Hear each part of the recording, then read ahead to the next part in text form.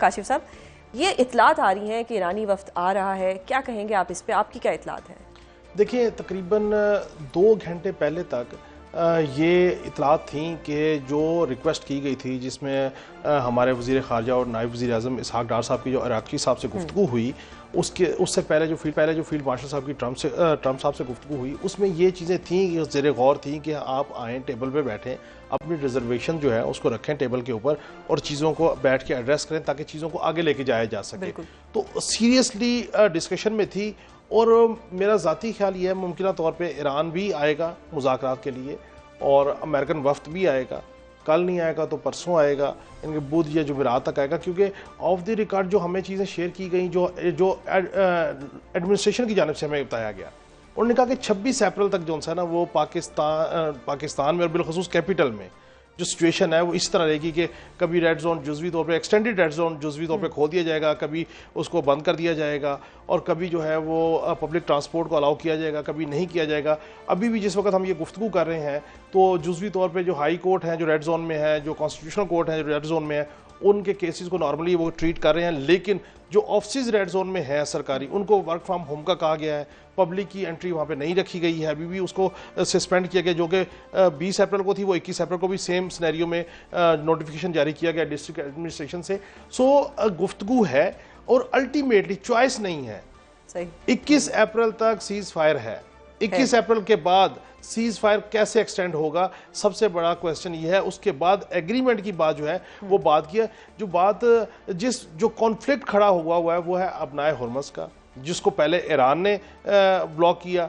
अब अबनाए हुर्मस से की तरफ आने वाले जो शिप्स हैं उनको अमेरिकन जो है बेसिकली तो दो ही कॉन्फ्लिक्ट्स हैं ना, एक अबनाए हुर्मस और एक यूरेनियम इनरिचमेंट। देखिए, अगर अबनाए हुर्मस, मैं ज़ाती तौर पे समझता हूँ कि यूरेनियम के पॉइंट ऑफ व्यू को अगर हम तीसरे नंबर पे रख दें, अबनाए हुर्मस का जो मामला है कि ईरान जो चाहता है कि अगर आप वहाँ से हम वहाँ से कोई टॉल लेते हैं, कोई चीज़ लेते हैं, तो ये हमारा राइट है। नायरा स्विस भी लेती है, बाकी दुनिया में लोग भी इस तरह की ले रहे हैं। कुछ बचा नहीं ना, आपने उनकी सारी क़यादत को शहीद कर दिया। दूसरी बात ये है कि अगर इकोनॉमिक सैंक्शंस उनकी जो है वो लिफ्ट करनी पड़ेंगी आपको। आप जब एग्रीमेंट करते हैं तो उसमें इकोनॉमिक सैंक्शंस लिफ्ट करेंगे।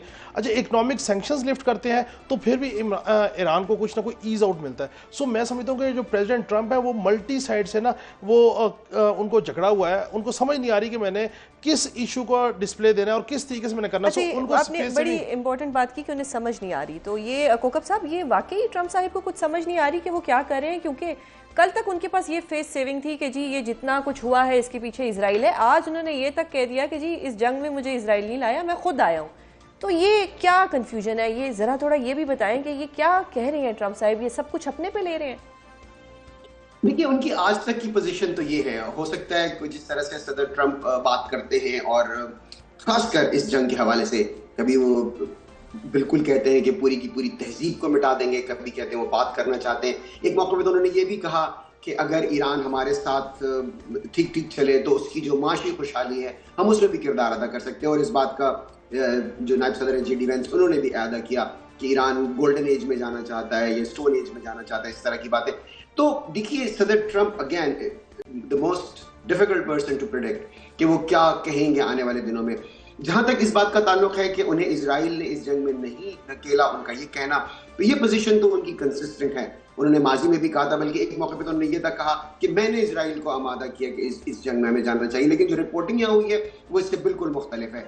हिलरी क्लिंटन ने बात की, जॉन कैरी ने बात की, CIA के जो फॉर्मर एजेंट्स हैं वो बात करते हैं कि बेंजामिन नेतन्याहू मुतअद्दिद बार अमेरिका के मुख्तलिफ सुदूर से आकर ये कह चुके हैं कि हमें ईरान पर हमला करना चाहिए, और उनकी बात सिर्फ सदर ट्रंप ने ही मानी। तो इस बात में तो जाहिर है इसको तो काफी शुबे की नजर से देखा जा रहा है कि जब सदर ट्रंप ये कहते हैं कि उन्होंने नहीं कहा बेंजामिन नेतन्याहू ने, क्योंकि यहाँ पे जो रिपोर्टिंग हो रही है उससे ये पता चल रहा है कि बेंजामिन नेतन्याहू जो इजराइल के वजीर आजम है, उन्होंने ही खासा इस मामले में अपना रसूख इस्तेमाल किया या अपनी जो उनकी सिफारतकारी है उसको इस्तेमाल किया, जो भी आप उसको नाम दे लें।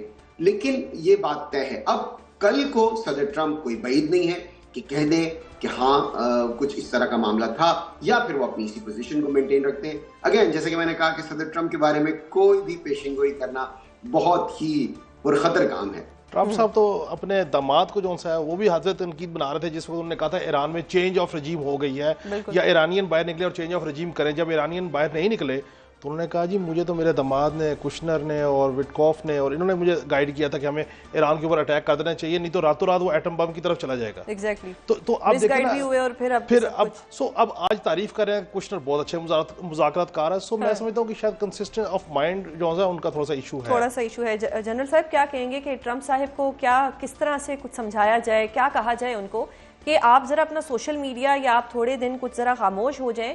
अगर चीज़ों को जमहूरी तरीके से सॉर्ट आउट करना है तो फिर तो सोशल मीडिया पे खामोश होना पड़ेगा या मीडिया के सामने खामोश होना पड़ेगा। क्या कहेंगे आप इस पे?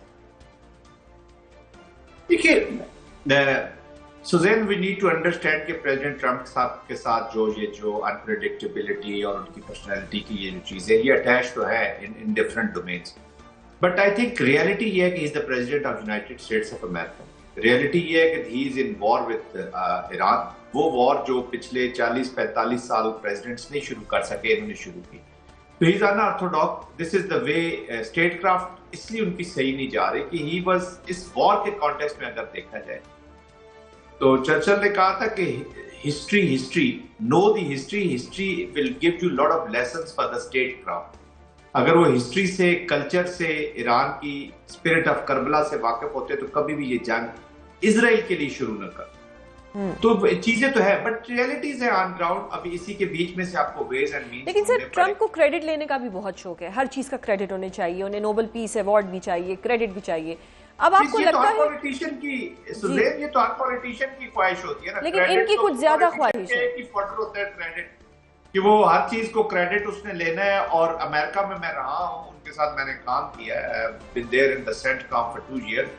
वहां पे भी जब विक्ट्री होती है तो पॉलिटिशियंस लेते हैं उसको, और खुदा ना खास्ता फेलियर्स होते हैं तो वहां पे भी they push it to the military. आपको याद होगा जब मैक्रिस्टल को सैक किया गया था अफगानिस्तान वॉर के अंदर, सिर्फ उन्होंने कहा था कि हमें लोगों को अप्रोच करना होगा, हमें we will have to win hearts and minds of the people of Afghanistan. एक मिलिट्री कमांडर ने कह दिया तो आपने उनको सैक कर दिया। अभी ड्यूरिंग दी वॉर अगर आपने मिलिट्री ऑब्जेक्टिव्स हासिल कर लिए, जनरल ग्रीन को सैक किया, जनरल जॉर्ज को सैक किया, एंड ग्रीन वाज वो जो इनके चर्च यानी कि रिलीजियस जो इनकी डोमेन है उसके बॉस थे।